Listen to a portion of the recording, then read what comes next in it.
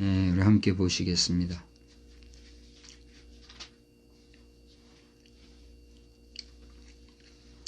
(26절부터) 볼까요? 고린도전서 1장 26절로 29절까지 다 같이 함께 보겠습니다. 형제들아 너희를 부르심을 보라. 육체를 따라 지혜로운 자가 많지 아니하며 능한 자가 많지 아니하며 문벌 좋은 자가 많지 아니하도다.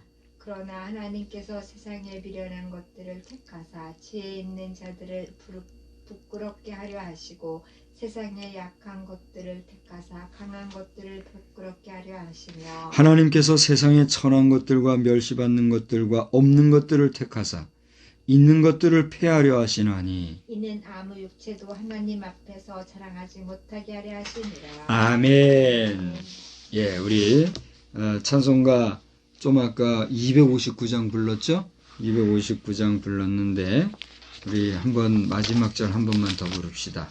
259장 예수 십자가의 흘린 피로써 모든 죄에 더러워진 예복을 주 앞에 지금 다 벗어서 우리 한번 찬송 4절 한 절만 부르시고 말씀 나눕시다. 모든 죄에 더러워진 예복을 주 앞에 지금 다 벗어서 샘물같이 솟아나는 보혈로는 보다 더 이게 씻으라. 예수의 보혈로 그대는 씻기어 있는가. 마음속에 여러 가지 죄악이 깨끗이 씻기어 있는가. 할렐루야. 이 저녁에도 하나님께서 우리의 더러워진 옷을 깨끗이 보혈의 피로 씻겨주시고 우리의 심령의 밭을 새롭게 해주시며 우리의 영혼을 성결하고 거룩하게 해주시어서 천국 백성이 합당한 자들로 오늘도 인쳐주시고 새롭게 해주시는 줄 믿으시기를 바랍니다. 그것이 내 의나 나의 수고나 나의 노력으로 되는 것이 아니라 오직 하나님의 영 성령의 도우심과 역사로만 된다는 사실에 대해서 여러분 의심 없이 믿고 받아들이시고 믿음의 경주를, 그 선한 경주를 마지막까지 잘 내달리시는 그런 복된 여러분이 다 되시기를 주의 이름으로 축복합니다. 축복합니다. 오늘은 복음을 통한 하나님의 경륜, 우리 다 같이 따라합시다. 복음을 통한 하나님의 경륜. 복음을 통한 하나님의 경륜. 네, 그런 제목으로 말씀을 전하고자 해요. 복음을 통한 하나님의 경륜이라 했는데 경륜이란 게 무엇일까요? 네? 쉽게 얘기하면 여러 가지 뜻이 있어요. 근데 쉽게 얘기하면 하나님의 큰 뜻과 계획이다 이런 뜻이에요. 무슨 얘기인지 알겠죠? 복음을 통한 하나님의 큰 뜻과 계획이 무엇인가 그걸 살펴보고자 하는데 오늘 본문 말씀을 우리가 사실은 제가 27절로 29절까지를 택했다가 26절도 전 이해를 위해서 같이 한번 읽었어요.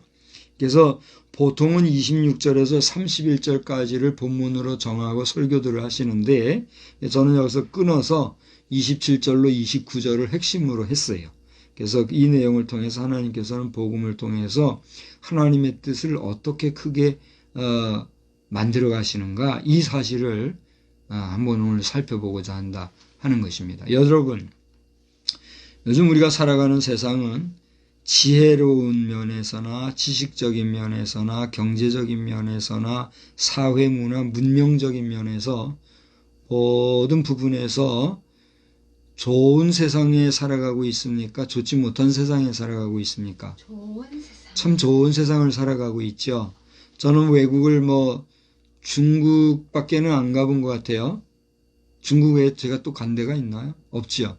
중국 외에는 제가 가보지 못해서 다른 나라는 잘 모르겠으나 들려오는 소식이나 여러 가지 커뮤니티나 또 여러 가지 그 소식들을 볼 때에 우리 대한민국이라고 하는 이 한반도에 위치한 나라는 이 2021년도를 살아감에 있어서 지구촌의 수많은 국가들 가운데서도 정말 입지전적으로 발전하고 흥왕한 그런 이 21세기에 정말 앞선 선진국의 대열에 당당히 들어서가고 있는 그러한 복된 나라가 된 줄 믿으시기를 바랍니다. 나가서 우린 보지 못했어도 나가 있는 분들이나 갔다 온 분들이나 여러분들의 이야기를 들어볼 것 같으면 우리의 생활이라는 것은 지금 참 좋은 환경과 좋은 삶을 살고 있다는 사실에 대해서 의심할 필요가 있어요, 없어요? 없다는 거예요. 그럼 보지 않아도 알 수 있는 건 우리가 이렇게 느낄 수 있다는 거죠. 물론 우리보다 더 잘 살고 더 화려하게 더 잘 꾸며놓고 있는 나라나 또 그런 지역도 있을 수 있어요, 없어요? 충분히 있을 수 있겠지요. 우리는 뭐 생각도 못하고 상상도 못한 일들이 많이 있다는 사실을 우리는 간접적으로 여러 가지 매체를 통해서 접하고 있지 않습니까? 그럼에도 불구하고 우리나라의 역사, 특히 우리 민족의 역사는 반만년이면 몇천 년이에요. 5,000년 가까운, 아직 5,000년은 안 되지만 5,000년에 가까운 반만년을 지금 살아온 민족, 단일 민족으로서 단일 언어, 여기서 단일 민족이라면 단일 언어를 쓰고 단일 문화권 안에서 언어를 소통할 뿐만이 아니라 이 생각이 그 문화적으로나 여러 가지 면에서 통하는 그런 걸 얘기하는 거예요. 그런 단일 민족으로 5,000년을 살아온 민족이란 말이에요. 그러던 가운데 현대사에 들어와서 그야말로 어처구니 없는 전쟁이 한번 터졌는데 그게 뭐죠? 6.25 사변. 6.25 사변이란 말이 두려워가지고 언제부턴가는 6.25 동란 뭐 그렇게 하더니 6.25 사변이란 말은 쑥 들어가고 요즘 뭐라 그러죠? 한국전쟁 그렇게 얘기하고 있단 말이에요. 지금 기가 막힌 노릇이요. 사변이라는 건 뭐예요? 말 그대로 뭐 전혀 예상치 못했던 가운데 엉뚱하게 일방적으로 난리가 난 그걸 사변이라 그러잖아요. 이 6.25 전쟁이라는 건 어떤 성격이에요? 바로 그런 사변의 성격이란 말이에요. 그냥 뭐 한국 전쟁이 아니에요. 우리 현대 2021년을 살아가고 있는 우리 젊은 청년들이 6.25 동란, 6.25 사변이 단순히 한국 전쟁 정도로 우리가 순화해서 갈 얘기인가? 여러분 정신 차리고 바로 알아야 됩니다. 하도 교육 정책이 바뀌고 문교 정책이 바뀌고 그래가지고 북한 비위 맞추느라고 한국 전쟁으로 지금 순화한 거잖아요. 근데 따지고 보면 이건 전쟁이 아니라 사변이란 말이에요. 저는 지금도 6.25 사변이라고 표현을 해요. 한국 전쟁이란 말 똑같으니까. 그러나 엄밀히 따지면 이것은 있을 수 없는 전쟁이 났던 거란 말이에요. 반만년을 살아왔던 우리 동포 간에 총부리를 겨누고 내려온 이 전쟁이 지금 그 전쟁에 대한 시비와 또 옳고 그름을 따지지도 않은 상황에서 종전하는데 립 서비스만 하는 이런 일들을 보면 참 어처구니가 없어요. 이 북한이라는 사회는 대한민국이라는 사회 앞에서 반드시 잘못한 부분을 용서를 구하고 그리고 그 정권에 대한 새로워짐을 전제로 하여서 우리 대한민국 백성들과 함께 거짓 없는 참된 관계를 형성하려 해야지. 끝까지 속이고 괴계를 부리고 그런 식으로 하면은 그 알량한 무기 가지고 망할 것이 아니라 하나님께서 별별 희한한 방법을 통해서 아주 냉정하게 치리하실 것이라는 것을 알고 박 목사의 말은 우습게 여길지 몰라도 하나님은 두려워하고 나아가는 그런 우리 북한 동포들 되고 특별히 북한의 정권 잡은 자들이 되기를 이 시간에 우리 주님의 이름으로 간절히 부탁을 드립니다. 그래서 우리 북한 사회도 이제라도 바른 정신, 바른 사상, 바른 생각을 가지고 우리 대한민국 국가 더불어서 정말 이 80억이 가까운 이 지구촌을 살아가는 21세기에는 정말 모든 인류가 더 잘 살 수 있는 그런 인류 공용에 이바지하는 참된 복지국가가 돼야지. 그냥 몇 사람들만 먹고 잘 살고 마시고 지키고 그러면서 보이지 않는 곳은 생각도 안 하고 우리 이만하면 잘 산다. 우리는 복지국가다. 이런 식으로 했다가는 다 지옥불 구덩이에 들어갈 줄 알고 하나님을 두려워하는 그런 삶을 온전히 살아가는 우리 지도자들 또한 다 되기를 주의 이름으로 축복합니다. 오늘 장황하게 내가 또 서두에 이렇게 얘기하는 이유는 다 이유가 있어요. 오늘 본문을 읽어보면 하나님께서는 복음을 통해서 큰 뜻을 세우셨는데 그거를 가만히 읽어보면 참 이해하기 어려울 정도의 내용이더라 말이에요. 그건 뭐냐? 첫째로는 지혜자와 강한 자들을 부끄럽게 하신다는 거예요. 우리 한번 다 같이 따라합시다. 하나님께서는 복음을 통해서 지혜자와 강한 자들을 부끄럽게 하십니다. 아니 목사님, 지혜로운 사람이나 강한 사람들은 그냥 되는 겁니까? 지혜로운 사람은 얼마나 귀한 사람이고 강한 사람들은 그냥 되는 게 아니라 엄청난 트레이닝을 나름대로 열심히 하고 그래서 그 자리에 있는데 하나님이 왜 그런 사람들을 부끄럽게 하신단 말입니까? 우리 질문할 수 있어요, 없어요? 그게 하나님 뜻입니까? 그렇게 따질 수 있어요, 없어요? 따질 수 있다는 거죠. 그러나 잘 들어보세요. 오늘 이 고린도전서는 바울 사도가 누구를 대상으로 지금 편지를 쓴 거죠? 고린도 교회 성도를 위해서 편지를 쓴 거예요. 근데 그 고린도 교회 안에서도 오늘 보니까 26절을 읽었는데 어떤 사람들이 있었단 얘기예요. 거기 보면 지혜로운 사람도 있었고 능한 사람도 있고 문벌 좋은 사람도 있는데 그 성경은 뭐라고 그랬어요? 다 같이 다시 한번 읽어봅시다. 형제들아 너희를 부르심을 보라. 그 다음 뭐예요? 육체를 따라 지혜로운 자가 많지 아니하며 있기는 있는데 많지 아니하며 그 다음에 능한 자가 있기는 있는데 많지 아니하며 문벌 좋은 자가 많지 아니하다. 없단 얘기예요? 있단 얘기예요? 있는데 많지 않단 얘기예요. 그러니까 이 문벌 좋고 지혜 많고 그리고 능력 있는 사람들이 분명히 있는데 그들의 삶을 가만히 들여다보면 그들의 지혜나 능력이나 이런 문벌이라는 건 지식을 얘기하잖아요. 그런 지식을 자랑하며 하나님을 모르고 스스로가 신과 같은 위치에서 신과 같은 자격으로 신격화되어서 세상을 함부로 좌지우지하려고 하는 사람들이 있다는 거예요? 없다는 얘기예요? 있다는 거예요. 근데 가만히 돌아보시면 오늘날 이 현대시대에 와서도 그런 존재가 있어요? 없어요? 있을 뿐만이 아니라 조금 능력이 있고 지혜 있고 지식 있는 사람들이 뭐라고 불러요?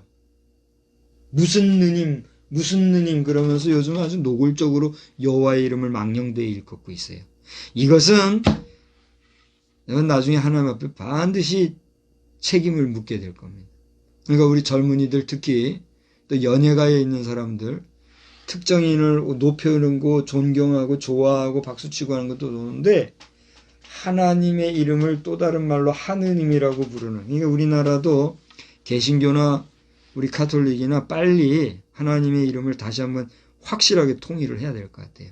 그러니까 하나님이라고 하는 유일신의 이름을 하느님이라고 하는 보편된 신격으로 그냥 써버리는 이런 일들에 세상 사는 하나님의 이름, 여호와의 이름을 망령되이 일컫고 함부로 아무느님 그렇게 한단 말이에요.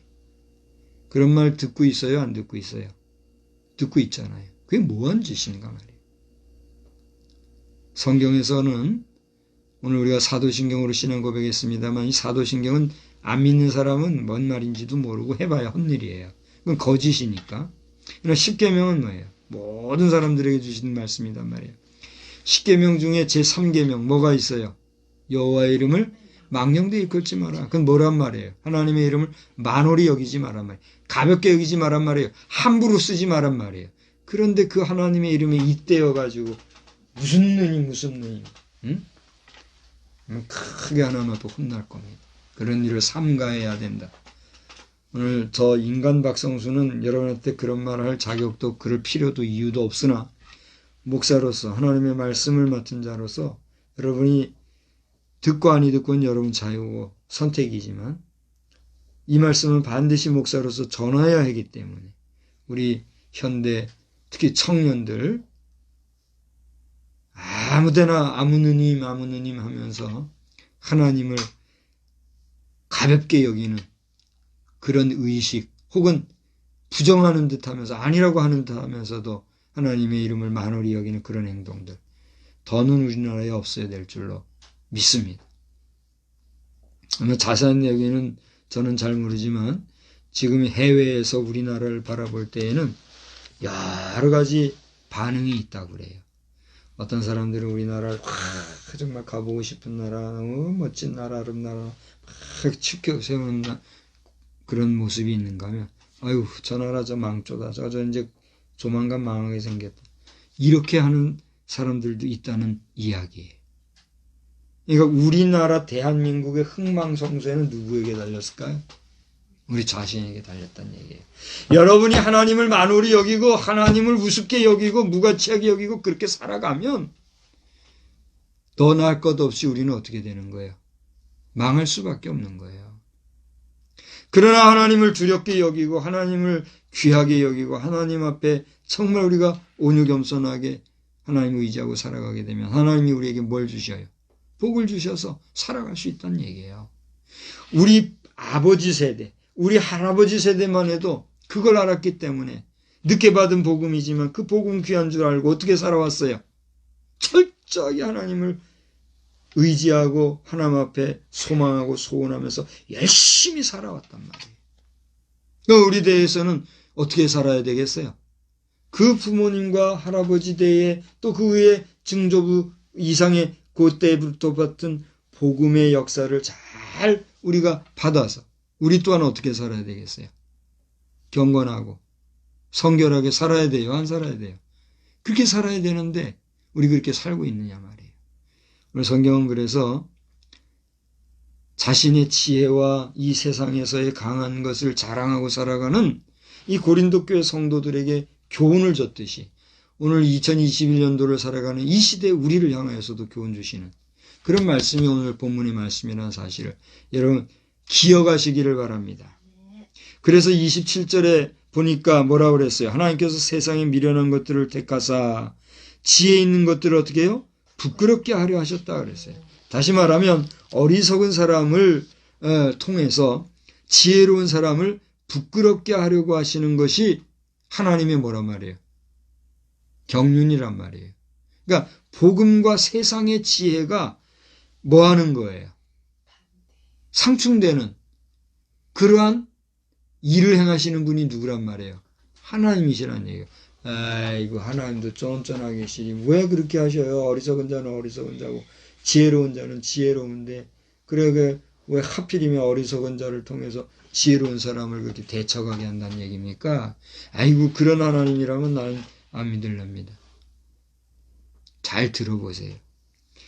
여기 어리석은 자라고 하는 건 무슨 얘기예요? 세상이 어리석. 세상에 죄악에는 어리석을지 모르지만은 잘못 살아가는 데는 좀 미련해 보일지 모르지만은 하나님을 두려워하고 하나님의 뜻에 맞게 경건하게 살려고 하는 그러한 사람을 통해서 어떤 사람을 부끄럽게 한다는 거예요.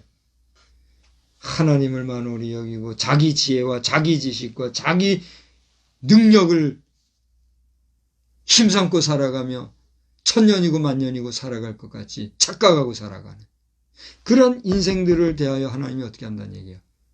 부끄럽게 여기게 하시겠다 하는 그런 얘기란 말이에요. 하나님이 뭐 일이 없어서 할 일, 하나님이 마음이 좁아서 지혜로운 사람들, 능력 있는 사람을 부끄럽게 하려고 하겠어요? 온전히 하나님을 의지하고 하나님을 바라고 하나님을 사랑하며 살아가는 사람에게는 하나님이 부끄럽게 할 이유가 있어요? 없어요? 없다는 얘기죠. 여러분 생각을 해보세요. 여러분이 여러분만의 아성을 쌓고 능력 있는 삶을 살고 부유한 삶을 살고 정말 열심히 아름답게 살아가려고 하는데 누가 막 자기를 욕하고 비난하고 조롱하고 조소하고 우습게 여기고 그렇게 한다고 해봐요. 그러면 어떻게 하겠어요? 그런 사람 가만 냅두겠어요? 어떻게 하겠어요? 더 말하면 잔소리고 여러분이 알 거예요. 인간도 근데 하나님이 까짓것 피조물 손으로 빚어 만든 인간의 아무것도 아닌 그 인간의 생기를 불어넣고 나서야 비로소 인간이 된 그 인간이 창조주에게 도전하는데 그걸 가만히 두실 수 있어요? 우리 사람도 그럴 수 없는데 하나님이 그러시겠냐 말이에요. 그러니까 이것은 하나님께서 우리 인간 지혜와 지식과 능력 있는 사람들을 미워하거나 그들을 어떻게 없애가지고 하나님의 어떤 권위와 또 능력에 도전하지 못하게 하려고 하겠다는 그런 뜻일까요? 그게 아니죠. 그게 아니라 그런 인생들에게 어리석어 보일지 모르지만 하나님을 의지하는 하나님 뜻에 합당하게 살아가는 그 자를 통해서 그들이 부끄러워하면서라도 정신을 차리고 하나님 앞에 돌아오게 하시기 원하시는 하나님의 뭐가 있어요? 사랑, 하나님의 마음이 담겨 있다는 얘기예요. 할렐루야. 오늘 이 영상을 보시고 이 저녁 시간에 지금 페이스북으로 하고 있죠. 이 페이스북을 통해서 여러분 이 시간 영상을 보고 계신 분 가운데 자기의 지식과 자신의 지혜와 자신의 능력과 자신의 권세와 자신의 물질을 신성시하고 신격화하여서 그것을 여러분의 배로 삼고 힘삼아서 살아가는 자들이 있다고 하면 오늘 이 밤에 하나님 말씀 앞에서 여러분 자신을 성찰하여 하나님으로부터 온 모든 그 아름다운 것들을 하나님의 영광을 위해서 살려고 애를 쓰고자 다시 한번 다짐하는 그런 만복이 충만한 시간 되기를 주의 이름으로 축원합니다. 두 번째로는 약한 자로 하여금 강한 자를 수치스럽게 한다 하였습니다. 오늘 똑같은 27절을 보니까 같은 말씀이 그렇게 나와요. 미련한 것들을 택하사 지혜 있는 자들 부끄럽게 하려 하시고 그 다음 뭐라고 그랬어요? 세상에 약한 것들을 택하사 강한 것들을 부끄럽게 하려 하신다. 이것도 같은 논리예요. 힘이 있고 권력이 있고 그러한 사람들은 특히 우리 믿는 자들과의 관계에서 보면은 어때요? 웃기도 안 해요. 지금 당장 우리 나라의 형편을 보면 알잖아요. 지금 정권 잡은 자나 무슨 예방 한다는 이런 데서는 권력이 지금 있어요, 없어요? 권력이 있으니까 그 권력을 가지고 우리 믿는 성도들을 어떻게 해요? 아주 힘들게 해요. 지금도 이번에 총리, 나는 이름도 일부러 생각도 안 하려고 그랬는데 총리가 되신 분, 그분은 아주 대놓고 그냥 지금 하고 있더라고요. 본인은 잘한다고 했었죠. 그동안 그가 정치활동한 거 잘 알고 있어요. 잘한 것도 있고 못한 것도 있는데 지금 이 예방정권 한다고 하면서 온 성도들을 지금 들었다 놨다 쓰시고 있는 이런 모습을 볼 때 하나님이 나중에 그거 어떻게 하시겠어요? 저는 여기서 두 가지 교훈을 깨닫고 있습니다. 하나는 뭐냐면 정말 우리가 잘못된 부분에서 경고하시기 위해서 이 바이러스라는 것을 통해서 또 권력 잡은 자를 통해서 좌우지하고 있다는 사실과 또 이러한 기회를 통해서 다시 한번 우리 교회가 정말 정신 차리고 특히 우리 목회자들이 정신 바싹 차려서 교회를 새롭게 하고 청결하게 하고 정말 크고 작은 일에 온 마음 정성을 다해서 목양 일념으로 가지 아니하면 안 된다 라고 하는 복합적인 교훈이 있더라는 거지. 그러니까 그동안 우리 목회자들이 수고하고 애를 쓰고 나름 잘 해왔다고 봐요. 그러나 잘못된 부분들이 분명히 있어요, 없어요?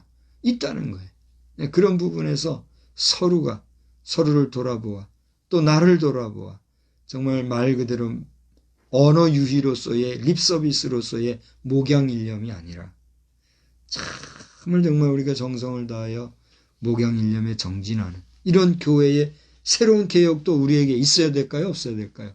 있어야 되겠다. 종교개혁이 이제 다음 주일이 종교개혁 주일이다 이렇게 얘기하지만 우리가 사실 종교개혁이라는 말이 맞아요? 그 종교개혁이라고 말을 쓸 때는 카톨릭을 뭐로 놓고 보는 거예요? 하나의 종교로 놓고 보는 거잖아요. 근데 개신교 프로테스탄트가 어디에서 나왔어요? 그 종교라고 하는 카톨릭에서 나온 거 아니에요. 그러니까 종교와 교회는 같아요, 틀려요? 따지고 보면 말을 잘못하고 있는 거예요. 그러니까 과감하게 교회 개혁 이렇게 해야 되는데 또 그거는 못하는 입장인 거예요. 그래서 지금 우리는 종교개혁하고 그렇게 말할 것이 아니라 정말 우리 교회가 개혁이 돼야 된다고 하는 스스로부터의 개혁 통해서 바로 나갈 수 있는 우리의 개혁의 의지가 불살라지게 되기를 주의 이름으로 축원합니다. 그것은 누구누구를 개혁하라. 교회 안에 있는 뭐 목사가, 장로가, 권사가, 집사가 개혁, 이게 아니에요. 누가? 내 자신이 하나님 앞에서 바로 가고 있는 거야. 스스로를 돌아보아 개혁할 수 있는 그런 개혁의 의지가 있어야 될 줄로 믿습니다. 그런 면에서 다시 한번 우리가 오프라인에서 예배를 드리든 온라인에서 예배 드리든 진심으로 우리가 하나님 앞에 예배 드리는 그 자체로부터 다시 한번 개혁이 되어지는, 집중하여 하나님 앞에 말씀에 의지하고 나아가는 그런 우리 모두가 되기를 주의 이름으로 축복합니다. 약한 자로 하여금 강한 자를 수치스럽게 한다고 하는 것은 주의 대적으로 말미암아 어린아이들과 젖먹이들의 입으로 권능을 세우시며 이는 원수들과 보복자들을 잠잠하게 하려 하심이니이다 라고 하신 시편 8편에 나오는 말씀에 우리가 교훈을 얻을 수가 있어요. 그러니까 여러분, 우리가 너나 할 것 없이 약한 자로 하여금 강한 자를 수치스럽게 하는 것이 하나님의 뜻이라고 해서 불평불만할 것이 아니라 누구를 돌아보는, 우리 자신을 돌아보는 신앙의 결단과 새로워짐이 있게 되기를 주의 이름으로 축복합니다. 두 번째로는 하나님의 경륜은 인간의 소유한 모든 것을 폐하신다 하는 사실이에요. 참 기분 나쁘죠. 인간적으로 기분 나쁘지 않아요? 아니, 하나님께서 우리 인간에게 주신 것들을 그걸 다 폐하신다고요? 불평을 제기할 수 있어요, 없어요? 28절 한번 보세요. 28절 다 같이 봅시다. 다 같이 읽어봅시다. 하나님께서 세상에 천한 것들과 멸시받는 것들과 없는 것들을 택하사, 그 다음 뭐요? 있는 것들을 폐하게 하리라. 아이고, 하나님, 우리가 얼마나 열심히 삽니까? 아침부터 하루 종일 저녁까지, 심지어는 밤새워 가서 일해서 쌓아놓고 막 모아놓고 열심히, 그거 우리 권리 아닙니까? 우리의 어떤 그 수고한 거에 대한 대가 아닙니까? 우리가 누리는 거 정당한 거 아닙니까? 말할 수 있어요, 없어요? 말할 수 있어요, 없어요? 있잖아요. 근데 그렇게 있는 것들을 폐하려 하신다? 그것도 여기 보니까 천한 것들, 천것들 그러잖아요. 또 멸시받는 것들, 없는 것들. 요즘 우리나라에서 어떤 분이 얘기했는지 몰라도 온 백성을 조소해가지고 한 말이 있죠. 뭐죠?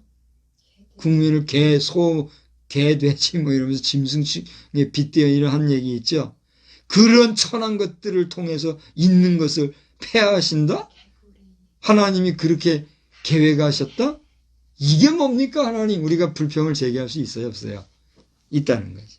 그러나 고린도전서 2장 6절을 보니까 우리가 온전한 자들 중에서는 지혜를 말하노니 이는 이 세상의 지혜가 아니요 또 이 세상에서 없어질 통치자들의 지혜도 아니라 그랬어요.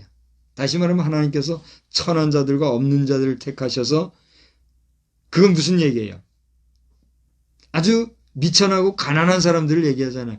그런 사람을 들어서 있는 자를 폐한다고 하는 것은 방금 말씀처럼 이 세상에서 없었을 지혜로 말미암는 것이 아니라 하나님의 지혜로 말미암는 것이라는 얘기예요. 그러니까 우리의 인간의 지혜와 인간의 생각과 인간의 판단력으로는 이것이 이해 안 되지만 이러한 역사를 통해서 하나님께서는 무엇을 어떻게 하시려고 하는 거예요? 가진 자, 자고하는 자, 오만한 자, 교만하여져서 하나님을 부정하는 그 모든 일들을 어떻게 한다는 거예요? 정리하시겠다는 거예요. 여러분, 이 메시지를 몇 분이나 보실지 저는 모르겠어요. 근데 누구든지 언제든지 이 내용이 삭제되지 않으면 언제든지 보실 거 아닙니까? 그럼 이걸 보시는 분 가운데 없는 자들은 오히려 막 신난다고 박수 잘한다 할지 모르겠어요. 그렇다고 여러분 없는 거 자랑하지 마세요. 그게 뭐 지혜가 없으니까 없는 거지. 지혜 있으면은 가난하게 살아요? 지혜가 없으니까 가난하게 사는 거 아니에요. 그러니까 하나님 앞에 우리가 어떻게 살라고 기도해야 돼요? 지혜답게, 지혜해달라고. 부해서 하나님을 없다고 하지는 못할지언정 가난해서 하나님을 수치스럽게 하고 살지는 않아야 되잖아요. 그렇잖아요. 그러니까 없다고 자랑할 거는 아니란 말이에요. 창피한 줄 알아야지. 그러나 가난하게 살아도 정말 정당하게 일했으나 구조적인 일들로 인해서 가난할 수는 있잖아요. 그죠? 잘못된 정치나 권력에 의해서 우리가 나도 모르는 사이에 억압을 받고 정말 힘들게 살 수 있어요, 없어요? 있잖아요. 그러니까 우리가 바른 정치 지도자를 세워서 그런 사각지대가 없게 해야 된다고 애쓰는 거 아니에요?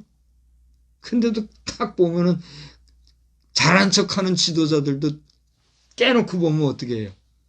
다 자기 배만 배불리고 있으니 우리가 한탄을 하는 거 아니냐 말이에요. 그러니까 가난한 자 없는 자들을 자랑할 것이 아니라 그 가련한 사람들을 통해서라도 하나님께서는 가졌다 하면서 하나님을 모르고 사는 그 사람들에게 바르게 하나님의 뜻을 나타내 보이시려고 하는 의지를 하나님이 갖고 있다는 사실이에요. 인간의 소유를 폐하신다. 여러분 누가복음 12장에 보면은 오늘 낮 시간에도 잠깐 얘기했습니다만 부자의 이야기가 나와요. 그죠? 거지 나사로의 비유가 나와요. 근데 이제 그 비유는 또 다른 비유인데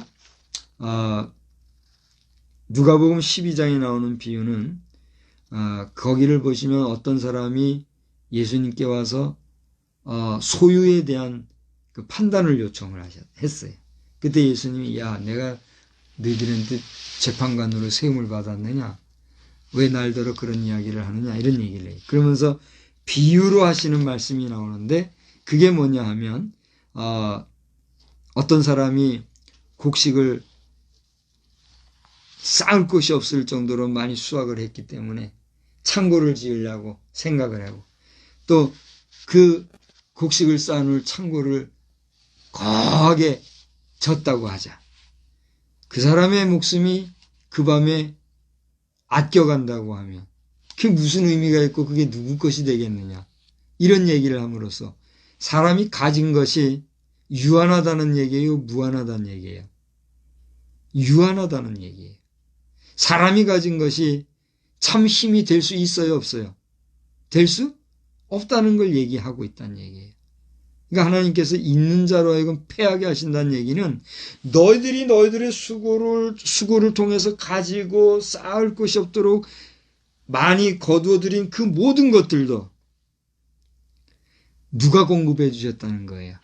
하나님이 공급해 주셨다는 사실을 너희가 모를진데 너희의 생명이 오늘 끝나면 그게 다 누구 것이 되겠느냐 함으로써 누구의 존재를 보여주시는 거예요? 하나님의 존재를 보여주시는 거란 말이에요. 그런데도 불구하고 하나님의 존재에 대해서 생각하지도 아니하고 인정하지도 아니하고 받아들이지도 아니한다고 할진대 그의 모든 소유는 그가 가지고 있을 가치가 있다는 얘기예요? 없다는 얘기예요? 하나님이 보실 때 없다는 얘기예요. 사람들은 말하겠죠. 아니 무슨 하나님이 그렇게 불합리하고 그렇게 매정하고 그렇게 사람 힘들게 하는 하나님이냐고 말할 수 있어요? 없어요? 말할 수 있지요. 그러나 하나님께서는 하나님을 알아주지 못하는 자들에 대하여서 심판하실 권세, 권한, 자격이 있어요? 없어요? 얘기해 보세요. 있단 말이에요. 그러니까 우리 인생은 나의 수고와 의지적인 행위로 말미암아 많은 것을 거둬들이고 권세를 누릴 수도 있으나 그것이 누구로부터 왔다. 누가 도와주셨다. 누가 함께 하셨다. 하나님이 함께 하셨다라고 하는 그러한 믿음으로 누구에게? 하나님께 영광을 돌릴 뭐가 있어요? 필요도 의무도 책임도 있다는 사실이에요. 그것을 하지 못할 때 하나님께서 너는 그만하여라 하면 우리가 어떻게 할 수 있어요? 그만할 수밖에 없다는 얘기입니다. 목사가 오늘 이것을 통해서 여러분들에게 주눅들게 하고 부정적으로 생각하게 하고 의기소침하게 하고 자신감 잃게 하려고 하는 건가요? 그게 아니죠. 우리 믿는 자는 이 말씀을 통해서 다시 한번 하나님 앞에 뭐 해요? 감사하고 또 이렇게 하나님의 은혜로 살아가는 것에 대해서 영광을 돌릴 뿐 아니라 누구와 더불어? 사람들과 더불어 함께 나누고 살아가는 그런 형제자매의 삶을 살아가야 된다라고 하는 사실과 또 믿지 아니하는 분들은 어떻게 해야 된다는 거예요? 깨닫고 하나님을 찾고 하나님을 만나고 하나님 앞에 돌아와 하나님의 도우심을 여러분이 알고 감사하는 그런 삶을 살기를 권면하는 것이라는 사실이에요. 할렐루야. 목사가 오늘 난 혼밥을 했잖아요. 목사도 혼자 밥 먹어요. 목사라고 맨날 어울려서 먹습니까? 요즘 저는 저 먹여 살리는 아내 덕분에 살면서 혼자 밥 먹을 때가 얼마나 많은지 모르겠어요. 혼밥을 했는데 뭘 먹었든지 간에 내가 혼자 먹었던 그 밥 한 그릇이 내 입에 들어가기까지는 얼마나 수많은 사람들의 손길이 들어갔단 말이에요. 그래요? 안 그래요? 여러분 한번 생각해 보세요. 여러분 흔한 음식을 라면이라고 얘기합니다만 라면이 흔한 음식이에요? 제가 볼 때는 흔하다고 감히 말 못하고 있어요. 그 라면 한 가락을 만들기 위해서 얼마나 수많은 손길이 갔습니까? 왜 목사님 기계에서 돌아가는데요? 그럼 그 기계는 누가 만들었어요? 우리가 잘 먹든 못 먹든 우리 입에 들어오는 음식은요. 싸요? 비싸요? 싸요? 내가 볼 때는 수고에 비하면 싸죠. 분명히 싸죠. 그죠? 그런데 그것은 그렇게 내 손에 들어오기 위해서는 수많은 손과 수많은 수고가 거쳤기 때문에 그거는 싼 거예요? 비싼 거예요? 우리가 어떤 좋은 물건이 있잖아요. 귀한 물건이 있잖아요. 그것을 주고 우리가 살 때 돈을 많이 줘야 사요? 적게 줘도 사요? 많이 줘야 살 수 있잖아요. 근데 나는 지금 싸게 먹어서 그렇지 내가 한 그릇 먹는 그것은 가치로 치면 싼 거예요? 비싼 거예요? 잘 먹든 못 먹든. 싸요. 이게 계산 산수법이 틀리니까 그런 대답을 한 거예요. 나는 뭘 먹든지 간에 이것은 엄청 비싼 거다. 이건 엄청 귀한 거다. 이것은 엄청 값진 것이다. 이렇게 생각을 하니까 비싸단 말이에요. 그러니까 계산을 못 하겠어요? 그러니까 생각의 차이인 거예요. 그러니까 라면 한 그릇을 먹어도 이거는 싼 게 아니에요. 싼 값을 치르고 먹지만 그러니까 더 감사한 거예요. 가치로 치면 이것은 값은 적게 줬지만 그 가치는 싸요, 비싸요? 비싸요. 그걸 얘기하는 거란 그렇게 말이에요. 물어봐야지. 그러니까 결론은 뭐예요? 비싼 밥 먹고 내가 딴소리 하겠냐 말이에요. 이 값진 음식을 먹고 많이 가진 사람들 잘못되라고 목사가 이런 얘기 하냐 말이에요. 그게 아니잖아요. 여러분이 가진 것, 금도 은도 하나님이 뭐라고 그랬어요? 내 것이라 그러셨어요. 하나님의 것을 여러분이 지금 잠깐 어떻게 하는 거예요? 빌려 쓰고 있는 거예요. 여러분의 지혜도 여러분의 지식도 그 근본이 어디서 나와요? 하나님께로부터 난단 말이에요. 그러니까 하나님이 여러분에게 주신 지혜와 그 지식을 따라 여러분이 돌리고 굴리고 힘쓰고 애써서 얻어들인 그 모든 것들은 내 거예요, 하나님 거예요. 그게 믿는 자와 믿지 않는 자의 신앙의 고백이란 얘기예요. 그러니까 우리 믿는 사람들은 내가 가진 모든 것을 누구 것이라고 알고 살아요? 하나님의 것이라고 알고 살기에 내가 마음껏 쓰지만 그 쓴 것에 대한 감사를 누구에게 드리는 거예요? 하나님께 드린 거예요. 할렐루야. 근데 그걸 이해 못하는 사람은 그걸 뭐라고 그래요? 어떤 사람은 이렇게 얘기하면서 비웃죠. 그랬다가는 여러분이 갈 곳은 어디다? 그거를 목사가 알려주는 거예요. 이제 하나만 더 하고 말씀을 마칠게요. 인간은 하나님 앞에서 자랑할 것이 있다 없다? 없다는 거예요. 29절을 보세요. 29절을 보니까 하나님께서 앞에 얘기한 것처럼 있는 자, 있는 자, 가진 자, 권세 있는 자 이런 모든 사람들을 멸하고 폐하신 것은 29절을 보니까 뭐라고 그랬어요? 아무 육체도 하나님 앞에서 어떻게? 자랑하지 못하게 하려 하심이라 그랬어요. 목사님 참 믿는 거 어렵네요. 말할 수 있겠죠? 예수 믿는 게 쉬운 게 아닙니다. 쉬워 보여요? 쉬운 게 아니에요. 여러분 우리가 살아가면서 누군가의 것을 상대방의 소유권을 인정한다고 하는 것 그것은 쉬운 일인가요? 어려운 일인가요? 이거는 내가 수고하고 내가 노력을 했는데 그게 어떤 사람은 그 내 거야 라고 할 때 우리가 인정하는 거 쉬워요? 쉽지 않아요? 쉽지 않죠. 억울하고 기분 나쁜 일이잖아요. 내가 수고하고 내가 일했는데 자기 거라고 강탈해 가듯이 이렇게 하면 기분 나쁘지 않겠어요? 그죠? 인간관계에서는 그건 당연한 거예요. 맞죠? 그러니까 우리는 서로의 재능과 수고와 그 노력의 대가를 어떻게 해줘야 돼요? 서로 간에 인정해주고 서로 존중해주는 삶이 우리 인간관계 속에서의 당연한 상식이요, 윤리요, 도덕이자 예의잖아요. 맞는 얘기예요. 그죠? 근데 그런 사고방식으로 우리가 하나님과의 관계에서 이렇게 생각을 하면 이거 억울해요, 억울하지 않아요? 억울할 수 있어요. 그러나 논리적으로, 원리적으로, 원론적으로 잘 생각을 해보란 말이에요. 오늘 저기 바깥에 마당을 보니까 이만한 이제 새끼들이 이제 눈도 뜨고 혼자 아직 걷지는 못하더만요. 이제 기어다니는 그런 새끼들. 이제 저 추워지고 그늘에 있으니까 참 짐승들이 대단해요. 본능적으로 그러는 것 같아요. 거기서 물고 와서 따뜻한 햇살에다가 갖다 놨더라고요. 그리고 이제 바닥에서 있으면 추우니까 그 박스에다가 또 갖다 물어놨더라고요. 그래서 제가 이제 거기다 스티로폼을 갖다가 놔주고 또 들어갈 수 있도록 스티로폼 안에 또 작은 스티로폼을 넣어가지고 들어갈 수 있도록 그렇게 해줬거든요. 잘했지요. 훨씬 훈훈할 거예요. 그렇게 해줬는데 무슨 얘기예요?